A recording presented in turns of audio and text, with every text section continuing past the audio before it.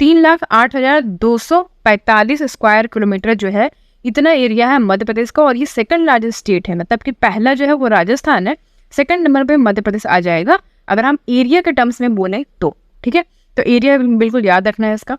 अब देखो यहाँ पे लिखा है, it is border by Rajasthan to the north west, Uttar Pradesh to the north east, Chhattisgarh to the south west, south east, Madhya Maharashtra to the south and Gujarat to the south waste.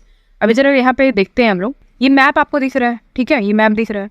तो यहाँ पे बोलता है ये मध्य प्रदेश का मैप है, यानी कि अगर ये भारत का मैप है तो ये यहाँ सेंटर में जो है आपका मध्य प्रदेश यानी कि एमपी आ जाएगा। ये एमपी हो गया। तो बोलता है कि it is border by Rajasthan to the north west. तो पहले तो हम ईस्ट वेस्ट नॉर्थ साउथ बना लेते हैं, ठीक है। तो बोलता है नॉर्थ वेस्ट, नॉर्थ वेस्ट का मतलब है कि यहाँ से लेके यहाँ तक, ठीक है, नॉर्थ वेस्ट। तो यानी कि यहाँ पे आपका राजस्थान है। तो बोलता है कि नॉर्थ वेस्ट में राजस्थान बॉर्डर करता है, ठीक है, यानी कि स्टेट बता रहा है कि कितने कितने स्टेट से ये बॉर्डर करता है, ठीक, यानी कि मध्य प्रदेश। तो देख पा रहे हो आप यहाँ पे नॉर्थ वेस्ट में बोल रहा है राजस्थान है। फिर बोलता है कि उत्तर प्रदेश जो है ये आपका किसमें है, नॉर्थ ईस्ट में, नॉर्थ ईस्ट में, ठीक है। फिर बोलता है साउथ में अगर हम बात करें तो महाराष्ट्र है, याद रखिएगा। फिर बोलता है कि अगर हम साउथ वेस्ट की बात करें, यानी कि साउथ वेस्ट की बात करें तो गुजरात हो जाएगा, ठीक है। तो यानी कि आपको एक चीज भूल गए हैं, यहाँ पे देखो साउथ और ईस्ट, साउथ और ईस्ट में क्या है, छत्तीसगढ़ है, ठीक है। तो याद रखिएगा, जैसे यहाँ सीरियल वाइज स्टार्ट करेंगे तभी समझ में आएगा। राजस्थान, फिर आपका यूपी, फिर आपका छत्तीसगढ़, फिर आपका महाराष्ट्र, फिर आपका गुजरात, ठीक है। तो यहाँ पे इसको लिखते हैं, जरा कुछ बन रहा है तो बना दिया जाए इसको, RUP, उसके बाद CMG, ठीक, RUP रप CMG, याद कर सकते हैं वैसे, रप CMG, ठीक है। ये ट्रिक याद रखना, तो इससे आप ये समझ में आ जाता है कि भाई मध्य प्रदेश कितने स्टेट से बॉर्डर करता है, तो उसका नाम आ जाएगा आपको, ठीक है। R से राजस्थान, UP से उत्तर प्रदेश, C से छत्तीसगढ़, M से महाराष्ट्र, G से गुजरात। चलो बढ़िया है। अब हम नेक्स्ट देखते हैं, मध्य प्रदेश इज होम, क्या लिखा हुआ देखो, Madhya Pradesh is home to 3 UNESCO world heritage site. Madhya Pradesh जो है वो घर है 3 यूनेस्को वर्ल्ड हेरिटेज साइट का। क्या क्या है वो, Bhimbetka rock sites, the Khajuraho temples and the Sanchi Buddhist monument. तो जब भी MP की बात आती है ना तो आपके दिमाग में 3 चीजें घूमनी चाहिए, क्योंकि ये जो 3 चीजें है ना ये वर्ल्ड हेरिटेज साइट में इनका नाम दर्ज है यूनेस्को के। तो Bhimbetka rock shelter, Khajuraho temple, Sanchi स्तूपी, ठीक है, सांची बुद्धिस्ट मॉन्यूमेंट्स ये जो है। तो ये याद रखिएगा, इंपॉर्टेंट है। इस तीनों में से कोई भी क्वेश्चन पूछ सकता है आपसे। तो यहाँ पे देखेंगे Madhya Pradesh also home to number of national parks. हमें पता है भाई यहाँ पे नेशनल पार्क्स है, वाइल्ड लाइफ सेंचुरीज हैं। तो वो देख रहा है, यहाँ पे बोल रहा है कि देखो कुछ इंपॉर्टेंट है जिनको आपको याद रखना है। बोलता है कान्हा नेशनल पार्क, ठीक है, बांधवगढ़ नेशनल पार्क, पेंच नेशनल पार्क, ये बहुत इंपॉर्टेंट है, ठीक है। तो ये इंपॉर्टेंट था तो मैंने आपको बताया। अब यहाँ पे देखो मध्य प्रदेश की बात करेंगे तो नेशनल पार्क यहाँ पे 12 है, वाइल्ड लाइफ सेंचुरीज की बात करें तो 25 है, और टाइगर रिजर्व यहाँ पे 6 है, ठीक, 12, 25, 6 इस तरीके से याद रखिएगा, या फिर 6, 12, 25 ऐसा करके, ठीक है। तो बाकी अब आगे बढ़ते हैं। Madhya Pradesh major producer of agriculture crops including soybean, pulse, wheat, maize, rice. अगर एग्रीकल्चर से क्वेश्चन पूछता है आपसे तो ये याद रखिएगा कि मेजर प्रोड्यूसर है ये, ठीक है, किसका किसका, सोयाबीन, पल्स का, दाल का, व्हीट गेहूं, मेज आपका मक्का, और राइस मतलब चावल। तो इनका जो मेजर प्रोड्यूसर हो जाता है मध्य प्रदेश, ठीक है। चलो नेक्स्ट देखो, Madhya Pradesh also a major producer of minerals including coal, iron ore, bauxite, copper ore, lead, zinc, limestone, manganese ore, dolomite, quartz और फेल्डस्पार। क्या बोलते हैं मध्य प्रदेश जो है वो मेजर प्रोड्यूसर है मिनरल्स का। कौन कौन से मिनरल्स का देखो बोलते हैं, सबसे पहले तो कोल आ जाता है, फिर iron ore, bauxite, copper ore, lead and zinc ore, और लाइमस्टोन, मैंगनीज और डोलोमाइट, क्वार्ट्ज, फेल्डस्पार। तो लाइमस्टोन से क्वेश्चन काफी आता है, और कोल से काफी ज्यादा आता है, ठीक है, कॉपर से भी और बॉक्साइट से, इंपॉर्टेंट है। मैं और आगे आपको और बताऊंगी, जब मिनरल्स का क्लास लेके आऊंगी दूसरा कैप्सूल तो उसमें बताऊंगी। तो क्योंकि मिनरल्स जो खनिज से बहुत ज्यादा इंपॉर्टेंट है। अब माइनिंग इंस्पेक्टर एग्जाम देने जा रहे हो तो ज्यादा आपसे क्या पूछेगा, मिनरल्स से ही तो पूछेगा ना। तो ये हम उसका अलग से कैप्सूल लेके आएंगे। तो कैप्सूल 1 में पहले ये देख लो, ठीक है। अब यहाँ पे बात करेंगे स्टेट लेजिस्लेचर कैसा है यहाँ पे, तो यूनिकैमरल है, ठीक है। कैसा है, यूनिकैमरल। इसका मतलब क्या होता है, हिंदी में इसको हम क्या बोलते हैं यूनिकैमरल को, देखते हैं एक बार। यूनिकैमरल मतलब होता है एक सदनीय, ठीक है, एक सदनीय जो लेजिस्लेचर है, ठीक है, तो वो कैसा है, एक सदनीय है। लेकिन जब हम पार्लियामेंट की बात करते हैं तो वहाँ पर राज्यसभा लोकसभा दोनों होता है। तो राज्यसभा में मध्य प्रदेश में 11 सीट है, लोकसभा में 29 सीट है, ठीक है। लेकिन जब हम स्टेट लेजिस्लेचर यानी कि असेंबली की बात करते हैं तो यहाँ पे सिर्फ और सिर्फ लेजिस्लेटिव असेंबली है, ठीक है। यहाँ पे लेजिस्लेटिव काउंसिल नहीं है, ठीक है, काउंसिल नहीं है, सिर्फ लेजिस्लेटिव असेंबली है, जिसमें से 230 सीट यहाँ पे है, ठीक है। मध्य प्रदेश में 230 सीट है लेजिस्लेटिव असेंबली के। ओके, यहाँ पे समझ में आया। अब देखिए यहाँ पे कंफ्यूज मत होइएगा, जो आपका पार्लियामेंट है, राज्यसभा लोकसभा, हाँ यहाँ पे देखिए लोकसभा और राज्यसभा, ठीक। तो लोकसभा में यहाँ पे क्या बोल रहा है, 29 सीट्स हैं और राज्यसभा में 11 सीट है। तो जैसे मैं बता दूं आपको कि लोकसभा जो है इसमें ज़्यादा मेंबर्स होते हैं, ठीक है, इसलिए जो है 29 सीट्स यहाँ पे देखने को मिल रहा है, राज्यसभा में 11 सीट देखने को मिल रहा है। लोकसभा जो है, तो जो मेंबर्स होते हैं लोकसभा के वो डायरेक्टली इलेक्ट होते हैं, ठीक है, एलिजिबल वोटर्स के द्वारा। और जो राज्यसभा के मेंबर्स होते हैं वो इलेक्ट किए जाते हैं, इलेक्टेड मेंबर्स जो होते हैं ना यहाँ, यानी कि ये जो लेजिस्लेटिव असेंबली है इनके जो मेंबर इलेक्ट होंगे वो लोग वोट करेंगे यहाँ राज्यसभा मेंबर बनाने के लिए, ठीक है। और जो पीरियड होता है लोकसभा को, वो 5 साल का कार्यकाल होता है। और अगर हम बात करें राज्यसभा की, तो ये क्या होता है, ये परमानेंट बॉडी होती है, ठीक है, इसको डिसॉल्व नहीं किया जा सकता, लेकिन लोकसभा को डिसॉल्व कर सकते हैं। मैक्सिमम स्ट्रेंथ जो है इसका 552 होता है। और जो आपका राज्यसभा है इसका 250 मेंबर्स से ज़्यादा नहीं होना चाहिए, ठीक है, 250 मेंबर्स से ज़्यादा नहीं होते हैं। यहाँ पे 552 मैक्सिमम स्ट्रेंथ है इसका, ठीक है। इतनी जानकारी आपको यहाँ से मिलती है। पॉलिटी से आप और क्या कवर कर सकते हो, एक चीज़ और पूछ सकता है आपसे कि मनी बिल जो है कौन से सदन में पास किया जाता है। तो मनी बिल जो है सिर्फ और सिर्फ लोकसभा में इंट्रोड्यूस किया जाता है, ये याद रखिएगा दिमाग में। और राज्यसभा में ऐसा कुछ एक्सरसाइज नहीं होता है, ठीक है, कि मनी पावर को यहाँ पे बिल पेश किया जाए, ऐसा कुछ। तो ये इंपॉर्टेंट। अगर हम बात करें लोकसभा की, तो ये ज़्यादा पावरफुल है इन कंपेरिजन टू राज्यसभा, ठीक है, तो ये इंपॉर्टेंट है। तो मतलब ये हमें समझ में आता है कि पावरफुल क्या है, लोकसभा पावरफुल। अपर हाउस तो राज्यसभा ही है, लेकिन लोअर हाउस ये आपका हाउस ऑफ पीपल जिसको बोलते हैं लोकसभा है, लेकिन पावरफुल आपका लोकसभा ही है ज़्यादा, तो ये याद रखिएगा, ठीक है। चलो अभी डिस्ट्रिक्ट देखेंगे। Madhya Pradesh has 55 districts updated अक्टूबर 2023। जिसके पहले मैंने जो वीडियो लाया था उसमें मैंने बताया आपको कि भाई देखो सब जगह कितना लिखा हुआ है, वो मतलब गूगल पे अगर आप जाते हो सर्च करते हो तो आपको कितना मिलेगा, आपको मिलेगा 53, ठीक है। 52 पहले था, 53 जो है मऊगंज को ऐड करके जो आपको बना दिया है 53। यहाँ पे बोलता है 55 डिस्ट्रिक्ट है। कैसे, तो यहाँ पे 3 और ऐड किए, मतलब मऊगंज के साथ जो है और जो है 2 ऐड किया गया है, ठीक है। क्या नाम है उनका, एक तो आपका मैहर है और एक पंधूरा है, ठीक है। मैहर और पंधूरा ये दोनों को ऐड किया गया है, सेपरेट करके अलग मतलब डिस्ट्रिक्ट बनाया गया है। तो वही चीज़ मैं यहाँ पे बता रही हूँ, 55 डिस्ट्रिक्ट। अगर आप एग्जाम में क्वेश्चन पूछता है कितने डिस्ट्रिक्ट हैं टोटल अभी 2023 में, ठीक है, तो अगर ऑप्शन 53 दिया होगा और 55 भी दिया होगा, 52 भी दिया होगा, तो आप खुद सोचना कि अगर 55 नहीं होता तो ये क्यों देता 55, है ना, ये भी तो बात है।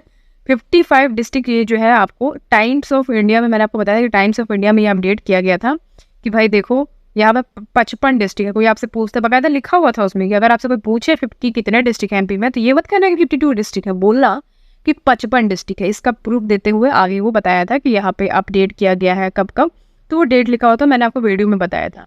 तो हम इसको कंसिडर करके चलते हैं कि भाई चलो ठीक है 55 डिस्ट्रिक्ट हैं। ओके, अभी नेक्स्ट देखो the largest district in Madhya Pradesh. तो लार्जेस्ट डिस्ट्रिक्ट मध्य प्रदेश में एरिया वाइज जो है वो छिंदवाड़ा है, ठीक है, छिंदवाड़ा याद रखिएगा। अभी नेक्स्ट स्मॉलेस्ट डिस्ट्रिक्ट देखो, पहला 2 चीज़ आपको याद रखना, एक तो छिंदवाड़ा और एक दतिया। छिंदवाड़ा जो है वो लार्जेस्ट डिस्ट्रिक्ट है एरिया वाइज, और जो आपका दतिया है वो स्मॉलेस्ट डिस्ट्रिक्ट, सबसे छोटा डिस्ट्रिक्ट है, ठीक है, मध्य प्रदेश का एरिया के टर्म से इंपॉर्टेंट है। उसके बाद बोलता है कि चलो ठीक है ये सब तो समझ में आ गया, लार्जेस्ट डिस्ट्रिक्ट, स्मॉलर डिस्ट्रिक्ट। अभी ये बताओ मोस्ट पॉपुलस डिस्ट्रिक्ट, बहुत ज़्यादा पॉपुलेशन है जहाँ पे मध्य प्रदेश में, वो कौन सा डिस्ट्रिक्ट है, तो वो इंदौर है, ठीक है, इंदौर। और लीस्ट पॉपुलस डिस्ट्रिक्ट आपका मध्य प्रदेश का अलीराजपुर हो जाएगा, ठीक। तो 4 हमने देखा डिस्ट्रिक्ट जो बहुत ज़्यादा बेहद इंपॉर्टेंट थे, आपसे एग्जाम में घुमा घुमा के पूछ सकता है इसी सब में से, तो हम वो देख के चलेंगे।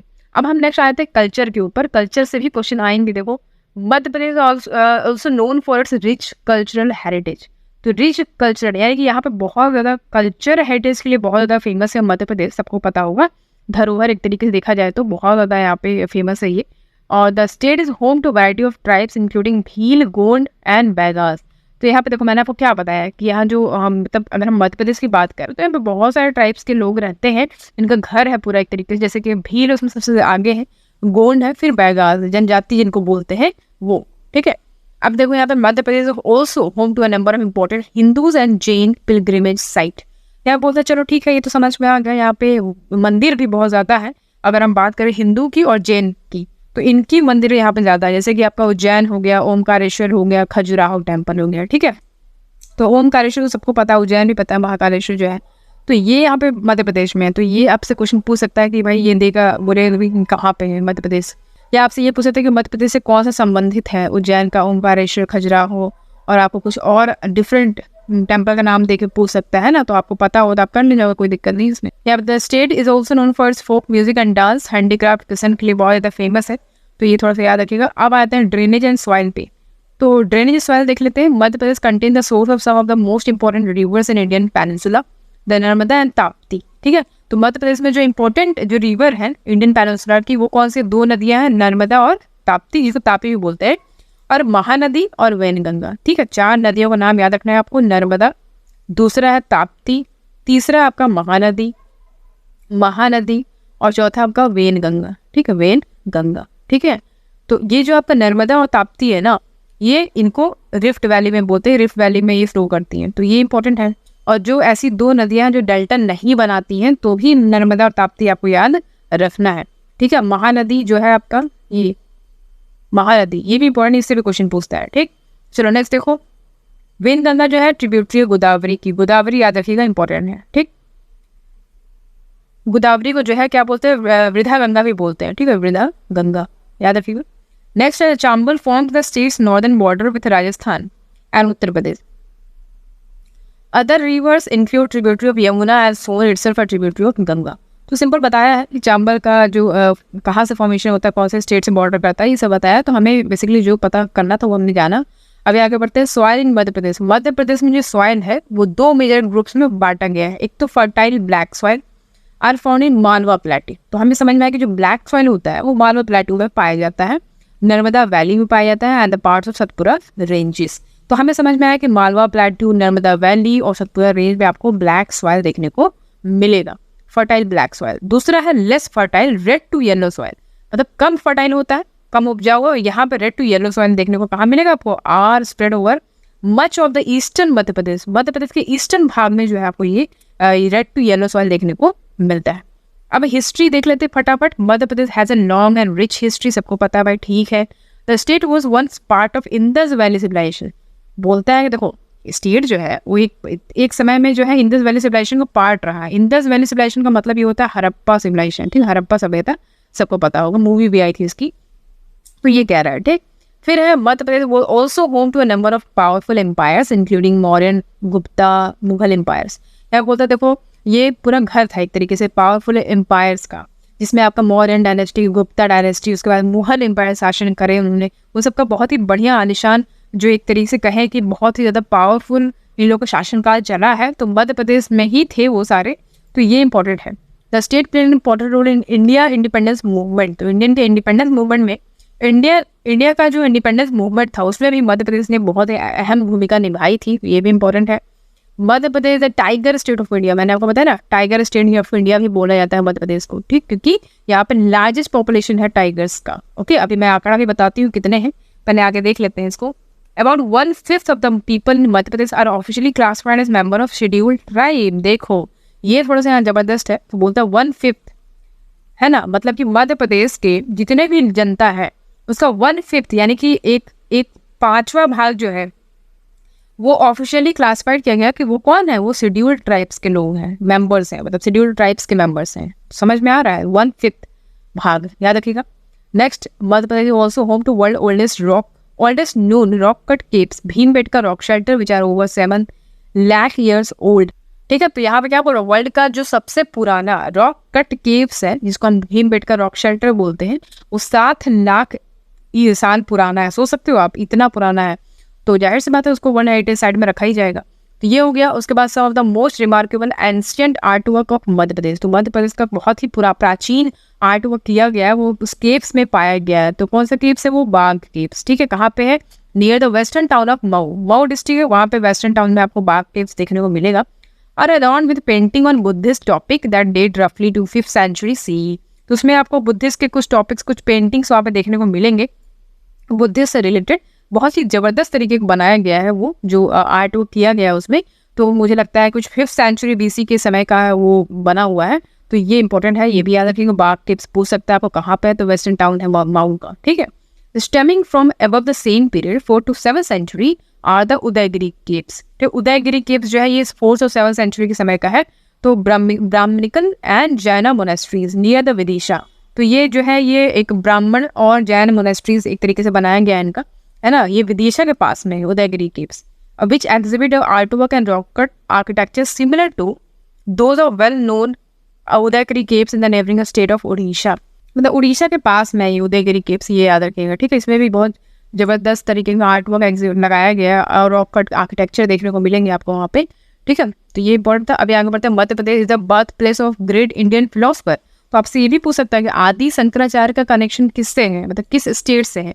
भाई यही से होगा ना, मध्य प्रदेश से, क्यों? इनका जन्म स्थल है ये, ठीक है, बर्थ प्लेस हुआ है इनका। ये है कौन? आदि शंकराचार्य स्पिरिचुअल लीडर हैं, ग्रेट इंडियन फिलोसफर रह चुके हैं, ठीक है। वो live in 8th century AD। तो 8th century AD में ये इनका जन्म हुआ था, ठीक है।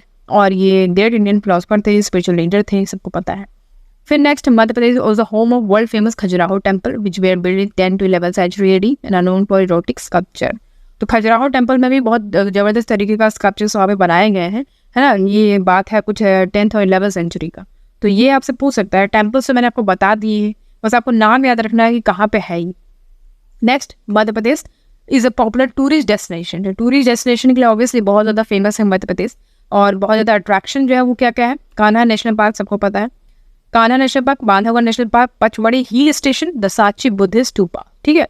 कान्हा नेशनल पार्क, पेश नेशनल पार्क भी है, बांधवगढ़ नेशनल पार्क, ठीक है, पचमढ़ी हिल स्टेशन सबको पता है, and Sanchi Buddhist stupas. Okay, resource and power की बात करते हैं थोड़ा। Madhya Pradesh rich in mineral, सबको पता है भाई, हाँ ठीक है, मध्य प्रदेश जो है पूरा खनिज से भरपूर है।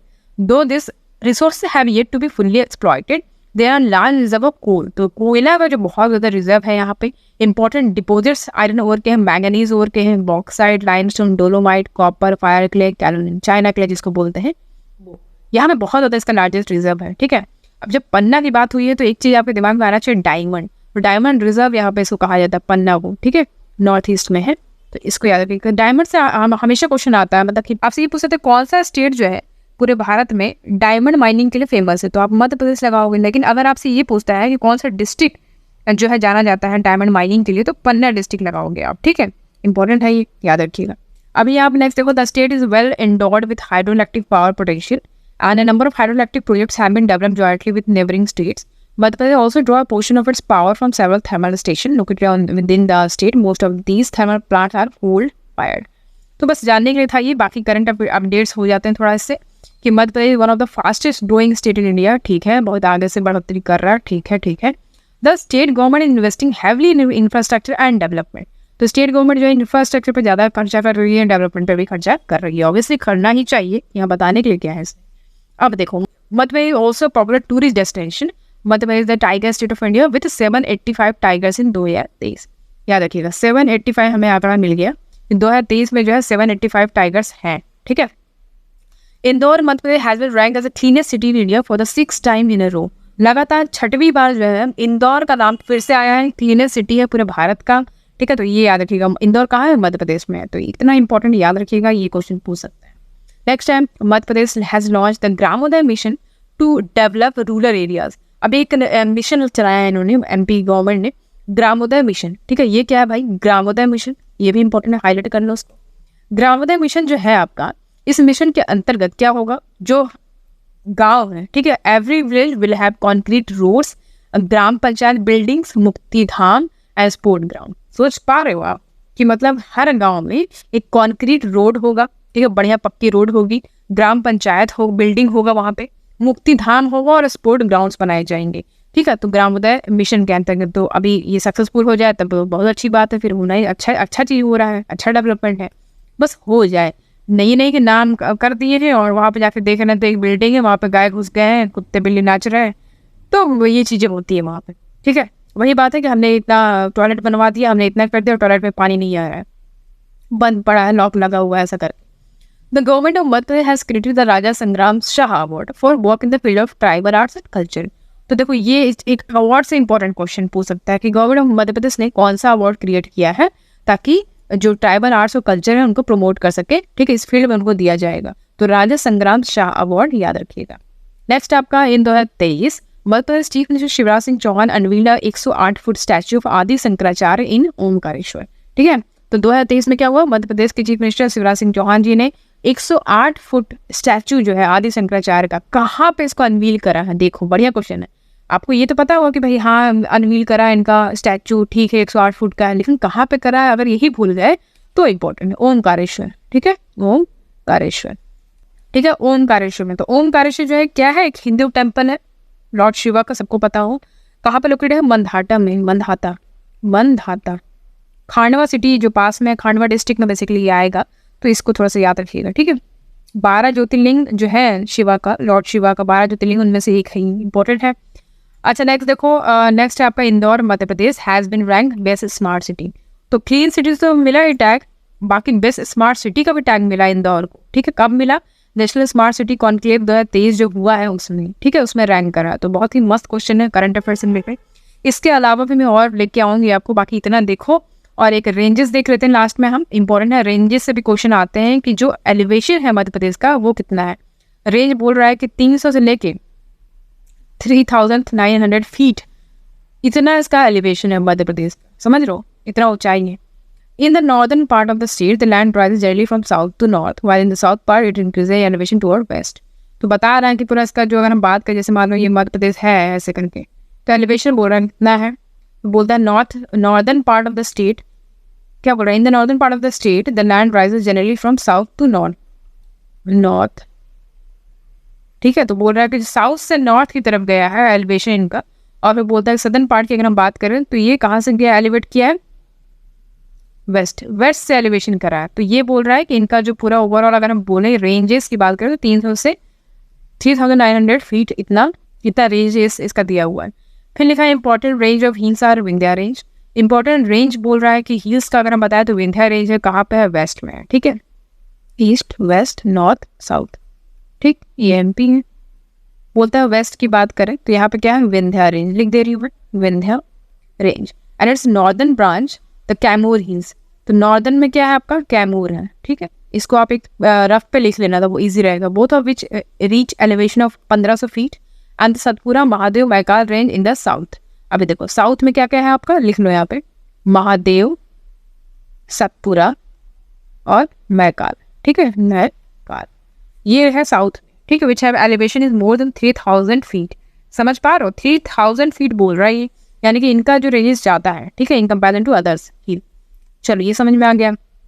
अभी नेक्स्ट देखो द धूपगढ़ पीक, ये भी इससे भी क्वेश्चन आता है, धूपगढ़ पीक से हमेशा क्वेश्चन आता है।